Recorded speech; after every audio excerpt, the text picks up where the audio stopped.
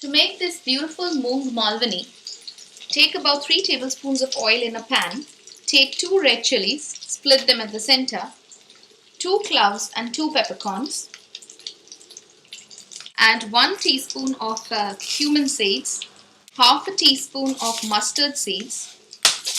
Once this is nice and hot, I'm going to add 1 medium-sized onion, finely chopped. Give this a nice mix. We wait until the onion becomes nice and soft and slightly changes shade.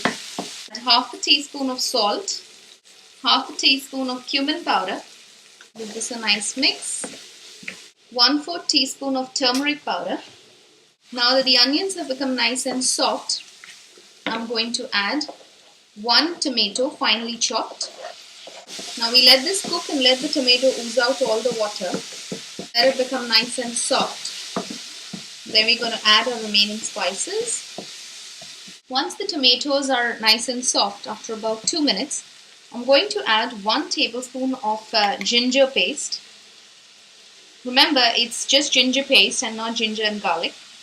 Mix this well.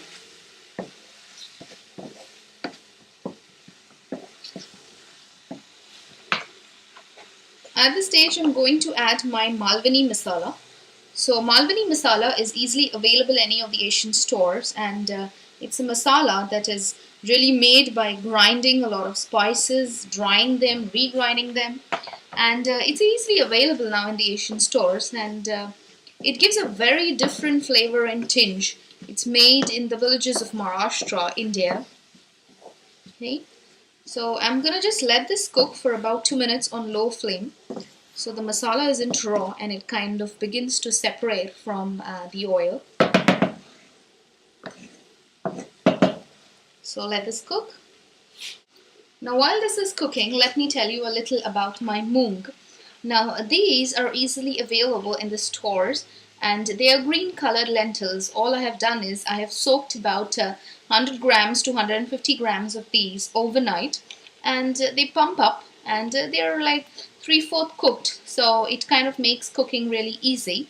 They're extremely nutritive, very high in protein, so we ensure we include beans in our diet. Okay. Now my masala has nicely cooked. As you see, it's begun to separate from the oil. Okay. At this stage, I'm going to add about 1 cup of water. Mix this well. Let this come to a slight boil. While this is going to come to a boil, I'm going to tell you about my coconut paste. So I have here some dried coconut powder. That's about 1 tablespoon. You could use normal coconut as well, but just crush it into a smooth paste. And I'm just going to add a little warm water to this and make it into a fine consistency paste. Now while this has begun slightly boiling, I'm going to add my coconut fine paste. Let it be nice and liquidy so that it kind of dilutes very easily with your spices. I'm going to add half a cup of water. Okay, now we're going to let this come to a nice boil so that we're sure that the spices have begun cooking and the coconut has got diluted with the mixture, which is very important because we don't want to get the raw taste of the coconut. Okay, so we're going to wait until this comes to a boil. Now that you see that this has begun boiling heavily, I'm going to add my beans. That is my moong beans or green beans. Give it a nice mix. And now we're just going to close the lid. Let it have a little opening so the vapor can go out. The beans are 3/4 cooked, so they'll get nicely boiled along with the spices and your coconut. I'm going to cook this on low flame for about 20 minutes, and then I'm going to show you how this looks with the exact consistency and the exact proportion of the beans that have to be cooked. So after about 20 minutes, I've got the lid out, and wow, my moong beans are completely ready. They've not got squashed, if you see. They're just right and they're nicely cooked. And I do have some amount of gravy as well, which is exactly the consistency that should remain. And it's crucial that you make it really exactly the way I've told you, because you need to not make it very dry. There should be a little amount of gravy left, and at the same time your moong should not get squashed.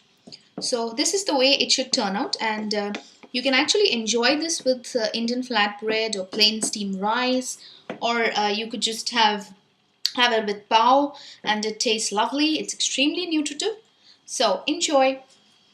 So thank you very much, and hope you guys enjoyed watching this video and you guys will try it out in your homes. And do write to me if in case you want me to really teach you or to cook with you a recipe of your choice. I'll be more than happy, because I believe in inspiring a lot of people to cook. And now that I have that kind of expertise, I want to pass it on to everyone. So thank you, and see you again in my next video. Bye bye.